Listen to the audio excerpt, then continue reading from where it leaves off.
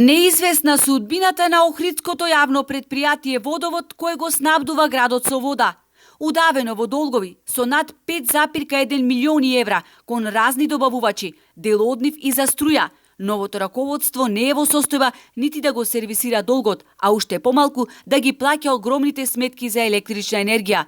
Последната сметка за струја само за еден месец изнесува 21 милион денари, за разлика од 2020 кога за цела година за струја платиле вкупно 24 милиони денари.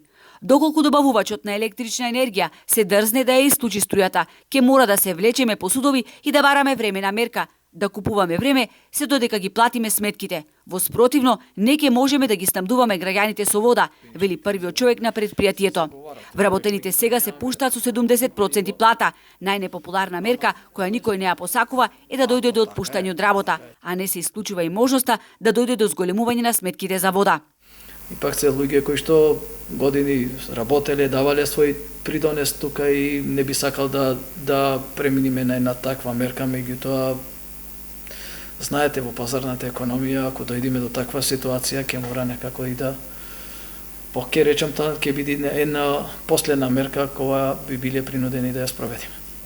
Со ваквите трошоци кои што сега ги имаме, цената би требало да се зголеми на водата најмалку до 100-130, преку 100-130%, што мислам дека во овој период на таква криза која што ја зафати државата, не знам колку ќе можат и граѓаните да го исплаќаат.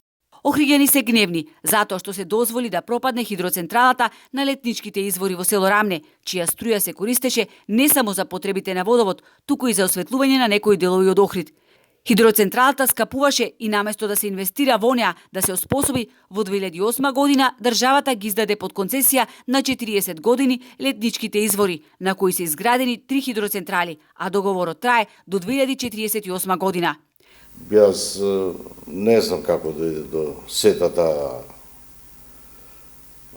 да речем, тоа јавно-приватно партнерство, меѓутоа тие централи произведуваат некаква електрична енергија која сега би биле повеќе од доволни во овој момент. Преку Сдруженијето Атком, Охридското и другите јавни предпријатија од внатрешноста побарале од државата да се префрлат на регулиран пазар на електрична енергија или да добијат субвенции, но досега од владата не добиле никаков одговор.